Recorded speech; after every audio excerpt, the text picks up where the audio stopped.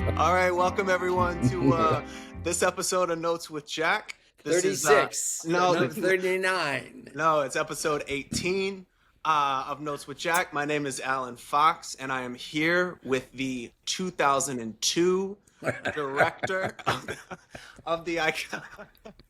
I don't even know why we're laughing. The 2002 director of the iconic musical Hairspray. Oh, well, there's that, yeah. His name is Jack O'Brien. Hello, everyone. All right, what's going on today? I'm just feeling really good. Yeah. And yesterday, I was so upset. I was just saying to Jeremiah, I had acupuncture yesterday. Yeah. And I listened to NPR. Yeah. And they're talking about, how they're rounding all these people up with masks. I was so depressed. All I want to do is I'm never depressed, Alan. You know that. Have you ever known me to be depressed? No. I was so depressed. All I want to do is go to bed last night. A little bit after Ghost. We talked about it a little bit after Ghost ended. Remember, you were a little down. I had an Ibsen hangover. Yeah. But I did. But back to this. You got some rest. Yeah, apparently. And you're up and you're ready to go. I'm ready to go. Yeah. All right, well then why don't you tell us, now that you got all this energy, man, why don't you tell us a little bit about Hairspray? I mean, 'cause that was a pretty big one for you, right? Oh God, yes. I think I've been nominated at least like 6 times, right? Without winning anything. And then here came this huge elephant. Yeah. It was like, it was a remarkable situation. It still is. I have great fondness for it, great respect for it. We're toying with the idea of conceivably they want to revive it again. People want to see it again. But there's a sort of thing these days where people don't leave things alone. And some of it's very popular. I'm not a big fan of the whole idea of what they've done with Sunset Boulevard. And I'd like to say I haven't seen it either. I don't think I will see it. It doesn't sound like the sort of thing. Well, there's the whole thing with the Lord himself. I've had a history there, for crying out loud. Giving more money to him does not appeal to me. Anyway, but everybody's sort of gussing things up, and there's all this technology, and we do things on film, and now I suddenly realize they're reviving Evita. Did you hear this? They're reviving Evita in London. And the gimmick here is when she sings "Don't Cry for Me, Argentina," she goes outside above the marquee and sings to London. So the people in the theater, I think, are watching it on a screen. And she's actually, you know what I'm saying to you? It's like, how many ways can we wring this washcloth out and get something out of it? And I keep thinking, it's interesting. That makes you nervous about Hairspray, about possibly. Well, I where was I the other night when somebody asked me about my own work, and I was sort of up in my own face a little bit, saying, "Oh well, I said I've served the writer. That's what I do, and it's just not fashionable right now. It's just not what people are doing. And I don't even think it's what people want. Yeah. I keep looking to go deeper and deeper into the story that's there. Yeah.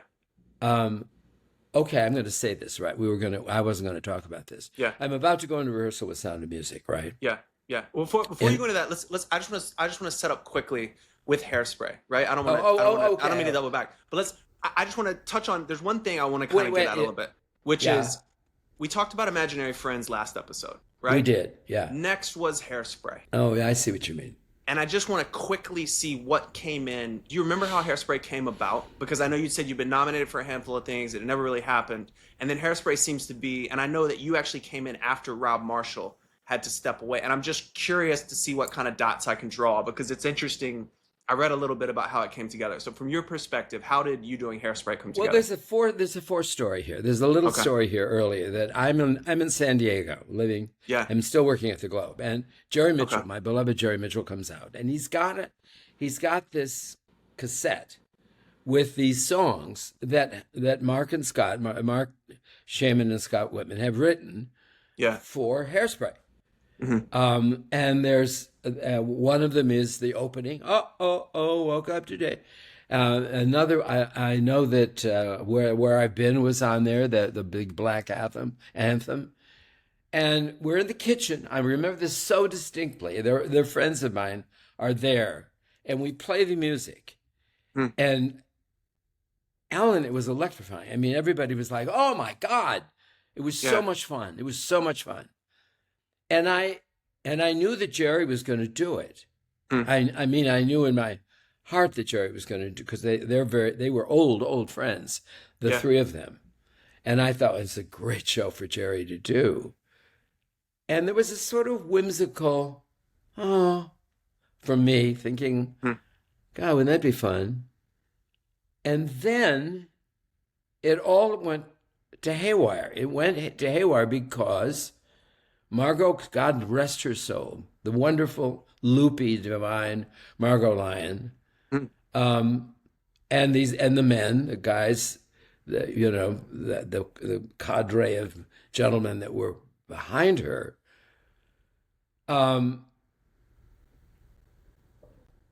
They started with Robbie Marshall, and Rob Marshall and I were very good friends, still are. Hmm. We did Damn Yankees together. We had such a good time. God, we had fun. And then I actually hired eventually his husband to do How the Grinch Stole Christmas. And I had his sister, Kathleen Marshall. She was Yeah. his assistant on when we were doing the Damn Yankees. I said I was on the Marshall Plan for a while because I was doing all of them. Sure. But he got the gig, Yeah. and God bless him. And that was it. Hmm. And then comes Chicago, Yeah. and he gets the movie. Yeah. And they said, will you wait? Will you wait for he wants to do the movie. Why wouldn't he want to? He's got to do the movie. But it's 2 years. And the boys had waited, my God, they'd waited so long for this opportunity. Yeah. And they reluctantly said, we just cannot wait any longer in our lives. We've got to get on with it. Yeah. So how did I get the nod? I don't really. All I remember is I went to do a reading, and it was mostly Robbie's people. There were some people like several of the roles weren't filled, but Yeah. Harvey was there, and I mean that whole group of people. The girls were there. They were all cast. They'd actually been working. Yeah. And I remember that I started by saying to them, I was in college in 1962. I was at the University of Michigan. So I have to tell you something. I know this is funny, and I know this is serious. Yeah. But I was there, and Yeah. and we weren't laughing. We Yeah. were trying to get through it. Yeah. I remember that I brought into it a sort of element of, wait a minute, everybody, maybe it isn't what we think it is. And we did the reading, and the reading, of course, every time you read it with that score and those fucking jokes, people just go nuts. They love it. It's so wonderful. And it's even in terms of the racial problems that we've gone through, and the tensions and the diversity problems and all of this stuff that we now found ourselves so enmeshed in at the moment. Even now, the simplicity of that story, the clarity of it, the sort of sweet naivete about it is like a poultice. Yeah. You just want to be there. Yeah. Where we weren't judging everybody. We were just reaching out. White kids and black kids wanted to see each other, wanted to be there together, It's interesting because everything you're saying, because this is one of the reasons I wanted to ask you about it. I feel like that's so similar to Shucked, and I wonder what what you're saying. I wonder what quality about you makes you this perfect director for both Hairspray, because Hairspray and Shucked both deal with those They have elements. You have a lot in common. And I remember you telling us when we did the Shucked episode, or when we did an episode on Shucked, you were like, you told the people in the Hairspray production that they don't, or some, I don't want to, you'll clarify it. They don't know it's a comedy. No, They're I in said, that world. no, I said, that's the way we talk to each other. Right. It's not that we don't know it's funny. We do know it's funny, but it's funny our way. It's the way we talk. Yeah. You know, we choose to dem and doze. We choose to sort of do, it's just the way we feel comfortable with each other. Yeah. We're not stupid. We're just not stupid.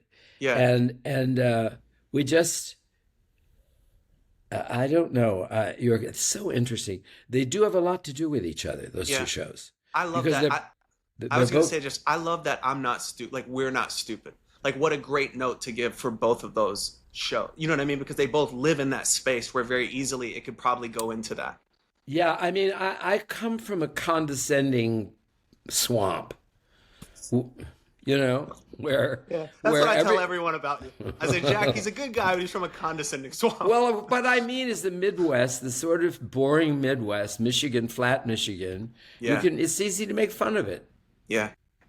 You know, and we made fun of it. We knew that we were provincial, but I think we kind of liked it. Yeah. I think that basically we all have. I'm having this problem right now with what's going on in the world. Is I'm trying not to turn away. Right. I want to keep my heart open. That the things that I don't agree with and the policies that I don't agree with, I try to look deeper into them to say, okay, yes, maybe the methodology, maybe the tone is wrong, the way I do not prefer to express myself or like to be talked to. But on the other hand, are there not elements in here that we should be together concerned about? Yeah. And the answer to that is yes, there are. Yeah. So everybody that is different from us, we just, sometimes I feel like we're on pieces of ice going away from each other, and we just can't do that. Yeah. We cannot do that. So a piece like Hairspray, or a piece like Shucked, which allows us to laugh at ourselves while we're laughing at ourselves. Yeah. Not being laughed at. Yeah. While we're in on the joke. Yeah. Is a very healthy thing to experience. It's the best. I know. It's literally the best. I can't give up. I just can't give up. Of course. And that ability, I don't know, man.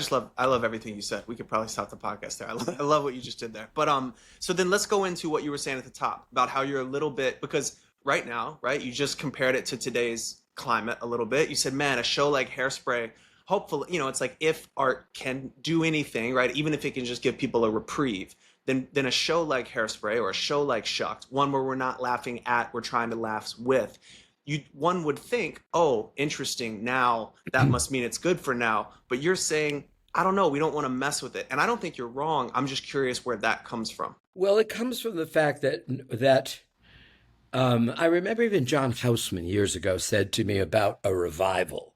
If you don't have a new idea, if you don't have a new gimmick, you only get one season. And that's basically sort of true. Yeah. That if you gussy it up, if you do something sexy with it, if you do something kind of arresting with it, then more people come back to it. But I also believe in the integrity of the work itself when it happens. And I know that when I sit down with all the creative people to look at this piece, now we must look at it in terms of diversity and are we saying the right message? And we've done some of this. Yeah. We've raised the stakes so that it isn't just the little white girl telling everybody what to do. Because it went up in London last year, right? You did, yeah. Right. Okay, I was just, and that's where some of those changes were made. And 2 years ago, I think. Okay, 2 years. Yeah. And it's been traveling, so it's like you've done some updates to try and reflect, to keep it kind of current and topical. Well, we know there are other elements in there that you can take advantage of without stretching credulity or without Yeah. changing the method or the Yeah. message. Yeah. But little Inez, the littlest girl there, she contributes now to Yeah. some of the, and so that when they decide to take over, to go to Mother Daughter Day and take over and sort of get into the dance thing together, Yeah. it's not just Tracy doing it. Yeah. It's they all want to do it. They are all contributing. Yeah. That's really good. And Yeah. that is, and I think that's been fine. But what I don't want to do is I don't want to apologize for it. Yeah. I don't want to say we have to make this somehow. We have to find a better way a new message here. We don't. The message is the purity of the message is indelible, and I think when I look back at my life, and I guess part of this is my Shakespearean training, the fact that I had to look into the canon of Shakespeare. A lot of people want to do Shakespeare in modern dress, and that's fine. I mean, he was in modern dress. Yeah. When he did the works originally, they were done in his period. Yeah. They weren't done, and they didn't put dance. So there is a kind of gloss, a kind of contemporary gloss about the plays. Yeah. But you do say, what is the play saying right now that I need to tell you about? Yeah. And that's basically my entry point always. Yeah. So let's then use that, because you were telling me a little bit. You're about. We can talk a little bit about it, right? It's like you're going to be doing Sound of Music here, kicking off in about a month, a little under a month or something. On its way to where? The Kennedy Center in Washington D.C. So it's like you're walking into a bit of a powder keg, a lot going on. Well, or not. Or not. Right. Or not. I'm not picking up any arms here. No. But that in mind, you're telling me about the. Yeah, go ahead. I have an opportunity, and also the most wonderful thing for me, is I have been allowed to rebrand this show. Yeah. Because when I look into it, and I'm sure as we go into rehearsal, I think we'll talk more about this. I don't want to do it today necessarily. Of course. Because I think I love where we are with in between two stools here in an odd way. I kind of think it's kind of fun. I agree. But I do have a lot I'd like to share with you about the necessity to tell this story in a way that has never been. Because of the original hand of cards that was dealt out, starting with the fact that the leading lady, who was the single most important person in the cast at that time, Mary Martin, who was a huge, huge star, and just having done South Pacific, was 44 years old when she created the part of Maria, who was 19. Right. And Julie, when Julie did the movie, Julie must have been close to 30, right? Yeah. She must have been. I haven't looked it up, but look at her swinging around in that mountain. I mean, she's. You can't do that at 41. You can't. Right. No, you can't. Right. Well, you don't move. You don't. Yeah, no, she's swinging around. She's swinging around not a day over 30. The way she's swinging. Yeah, but kids move differently than adults. Of course. Yeah. Of course. I agree. If she act like a kid, she'd be stupid. Yeah. Yeah, of course. But what I'm saying is that's not the story. That's not the story they're telling. Right. That's not the story they wrote. That's not the story that the Von Trapps wrote. Yeah. And so like you said at the beginning, you start with the words. And your goal is to, if you're doing something again, is to go deeper into those words. I do not have to protect a 44-year-old star playing the leading role. Right. Do you know how that came about? I mean, is that just because you need that star to get the thing up and running, or do you know about the sort of origin story of that? Why they would cast someone so much older? Well, because she just had done their previous musical, South Pacific, and knocked everybody into a cocked hat. I mean, she was the hottest thing going. Yeah, and she got away with it. I saw it. I was between my junior and senior year in college, I saw it. You know what's interesting? I just want to touch on for a second. what you're describing about making compromises with shows in order to make them more modern or reflect something is kind of what they did by casting this older actress just because she's setting the world on fire in that moment. Do you know what I mean? Like, because they're kind of betraying their own story in some ways, aren't they? I think they sort of were. I mean, I actually am thinking about this for the first time. Who came up with, let's let Mary do it? Mary, Yeah. Jesus, she's 44, you Right. know? Well, it's probably I the mean, producers who are like, we better put some butts in the seats. She's killing it in South Pacific. Everyone's talking about her. They look at the story. they were a brand. Rogers and Okay. Hammerstein All were, right. Yeah. you know, they had the stick in their hands. They were, Right. Right. they were, I'm sure they were consulted. I don't think anybody told them anything. Right. I think they knew that. And also they were friends. Right. Right. You know, we're friends. I mean, you know, I mean, Yeah. you if you write a new play for the theater, I may not get to direct it, but you probably would want me to read it because Yeah. we have a relationship. Of course. Yeah. And if I responded to it and said, "Oh God, I can't wait," and got Yeah. excited, you'd get excited. Yeah. Of course. Of So course. so that's They what sent it to her, and she ran into their dressing room and started dancing like she was 30 in the mountains, and they were like, "Okay, fine, you well, can have it." also it's a beautiful score. My God, Yeah. it's a beautiful score. The woman Yeah. could sing. She Yeah. could sing.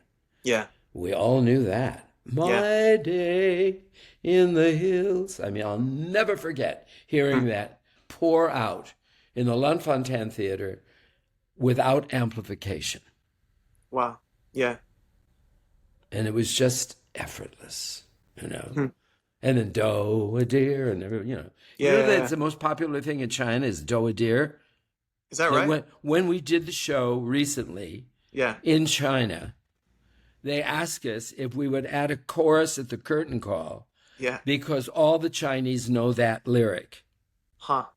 That's So cool. we had to redo the curtain call so that, and they had to say in China, "You can sing with us now," or whatever, how that Right. would go Right. in Chinese. And Yeah. then they all stood up and sang in English, "Do a dear, a female dear." They love that song. Huh. How amazing Now- is that, right? Like, it's Well, just, that's such a cool thing. I think it is amazing. Yeah. And in a world right now where we're tearing each other apart and saying, Yeah. you got to pay another $20 for your needles or whatever, Yeah. you know, Yeah. the people in the audience want to sing Do a Deer. Right. Right. And you think, you know, you got to remember, we're just fucking people after all, you know. Yeah. I mean, Yeah. the other thing I keep talking about is when I was a child, you could go to a different country and you could tell where you were by the way they dress. Yeah. Yeah. And now you can't because Yeah. we all wear the same clothing. Sometimes I wonder, you know, I'm the big sort of two step forward, one step back. Everything is a pendulum until it settles in the middle. Part of me wonders if some of this resistance is because we are assimilating. The world is getting much, much smaller in a lot of different ways. So sometimes we have this jerk reaction because it's scary, man. If you don't, I mean, I don't know. I played basketball, right? And I remember the scariest time of my life was when I was playing in college and I tore my groin. And I knew consciously it just wasn't going to happen. I wasn't going to keep playing, and I didn't have an identity. I was terrified. Like You I mean, had, you mean you knew that you would not come back from that. well, I knew that I could have tried, but I knew at that time my basketball career, and more importantly, me being a basketball player, was probably over. I don't remember liking basketball, but I remember being so afraid and depressed and sad when I realized my identity I no longer had an identity. I wasn't a basketball player anymore. Yeah. You know, and I think sometimes we just fight and kick and scream because it's so scary, you know, because it's like, it's scary, man, when you don't know who you are. Like when you don't have an identity, it's like, it's natural to sort of lash out, I think, sometimes. Well, go back to what you said a little earlier, because you said the world's getting smaller. Yeah. And I wonder if that is why the greed thing is so powerful. I want to get mine before it all disappears. Oh, yeah. I tell someone this, I feel like every industry in the world right now is a lot of people kind of at the casino and they know they're about to turn the lights on. I mean, I feel this way about Hollywood. I feel it about politics. I feel it about Wall Street. I feel it about almost everything, where it's like, you know, and make up whatever reason, whether it's AI, whether it's, you know, the economy's struggling, whether it's, you know, birth rates declining. There's all these reasons why it makes us feel like the past is going to be better than it's going to be in the future. And it kind of feels like there's a lot of people at the slot machine pulling the lever as quickly as they can, because the casino is like, all right, 10 minutes and you guys got to get out of here. I mean, And that's what is the rationale saying, but let's burn more coal. Let's take the solar panels and make them really expensive. Let's not have electric cars. And you think, why? Well, I think it's a distrust. I mean, only to play devil's advocate for the podcast, it's like I think it's a distrust of the other side's solutions as well. Yeah. Because I don't think either side has earned anyone's trust. But way down beneath it, don't you think it's like, it's all going to be over and I'm going to get mine? I want to make sure remember that adage years ago? He who has the most toys wins, or he who dies with the most toys wins. Do you remember that? You probably don't. I don't remember it. No, I think it was much before your baby time. Yeah. I think there was a phrase out that suddenly was popular for a while. He who dies with the most toys wins. Yeah. And I remember at the time that made virtually no sense to me. Yeah. First of all, if you have the most toys, don't you want to play with someone? Yeah. Aren't toys supposed to be, let's go to Alan's house because he's got fun things to play with. Yeah. By the way, no one's ever said that about Alan's house. No one's ever been like, let's go to Alan's house. He's got some cool stuff. Maybe when I was I don't know, when I was a kid, when I'm an adult. I didn't have the stuff either. I didn't have it either. No, I know. But I hear you, man. Let's think about with the theater though, right? It's like sometimes I feel like even this rebooting of IP stuff, that comes from a similar place, I think, which is also this thing about hyping up with technical facility what an actor does. Yeah. There's Sarah Snook, who's a very talented young woman, who's really skillful. She's playing Dorian Gray, which is a guy.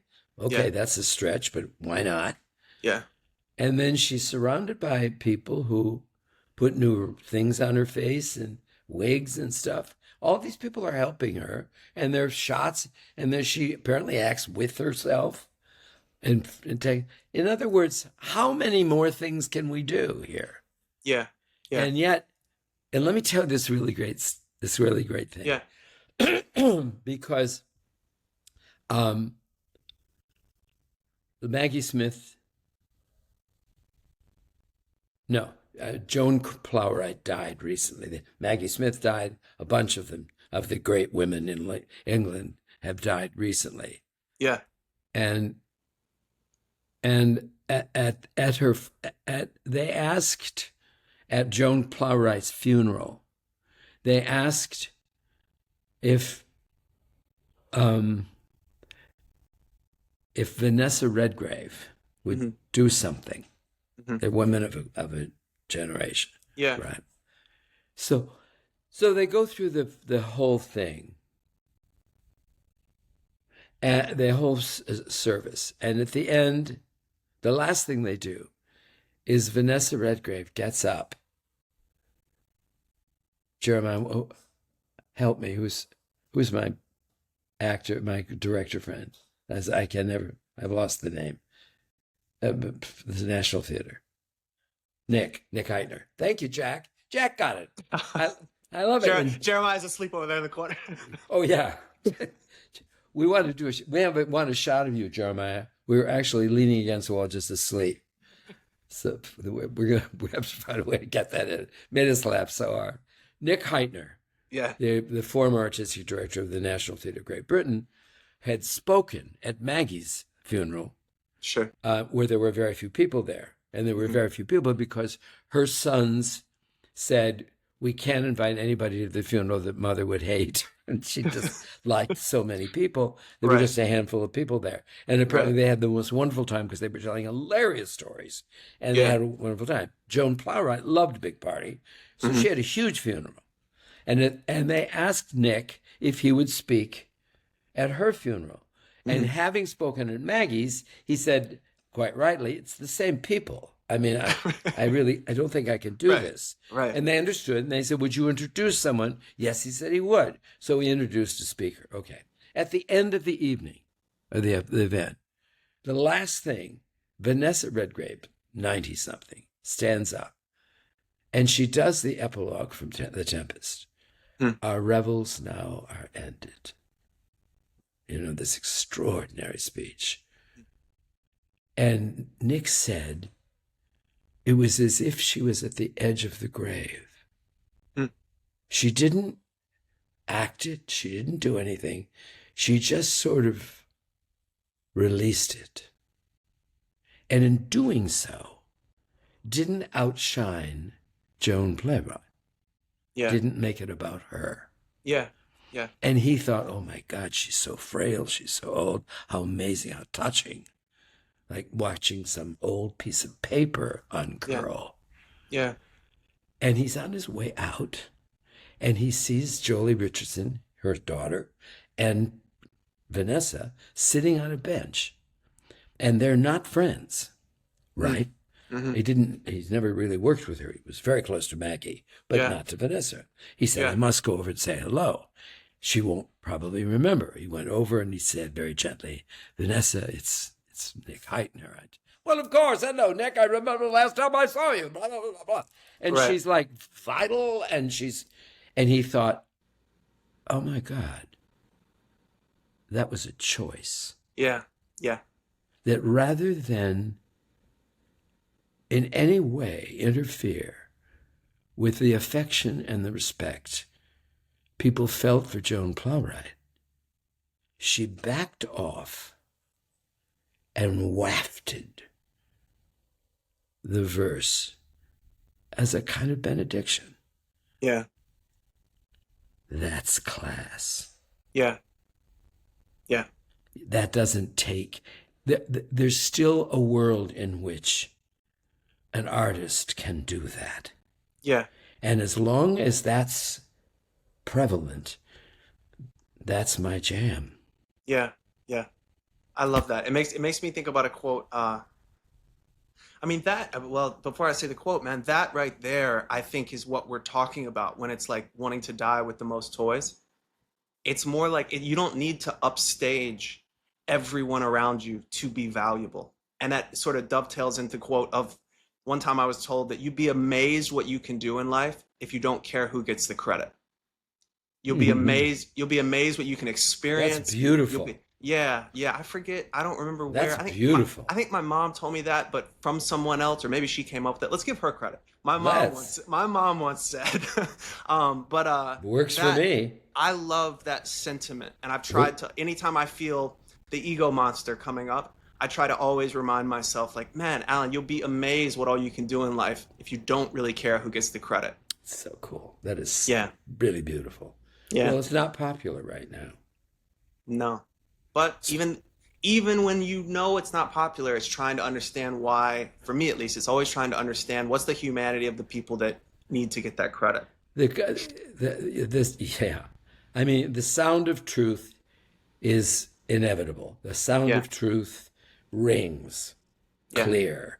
And even if you can't always get there or use it, you recognize it when you hear it. You think, that's the real deal. I just heard the real deal. Yeah. Ouch. I hurt myself. See that? Did that just happen now? No, I fell out of bed last night. Right. I thought you just fell out of my bed last night. It's your new one too, right? The high one? Yeah, that's probably the problem.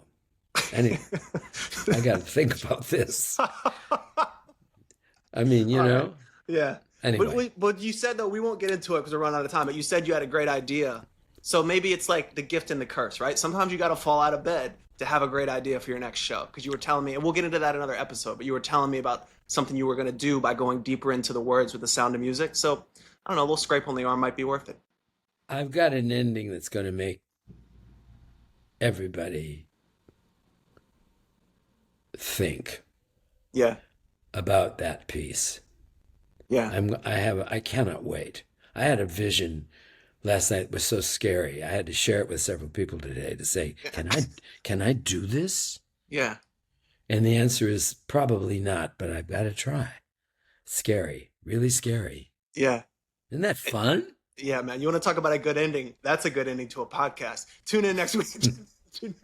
Tune in early August to hear more about that. We'll wrap it up there, Jack. Thank you so much for your time and for being you. And thank you, everyone, for tuning in. And we love you. And we'll catch up with you in next week. I'm not going anywhere. Great. We aren't either. All right. We'll talk to you then. Thanks, everyone. Bye. Talk to you next week. Bye.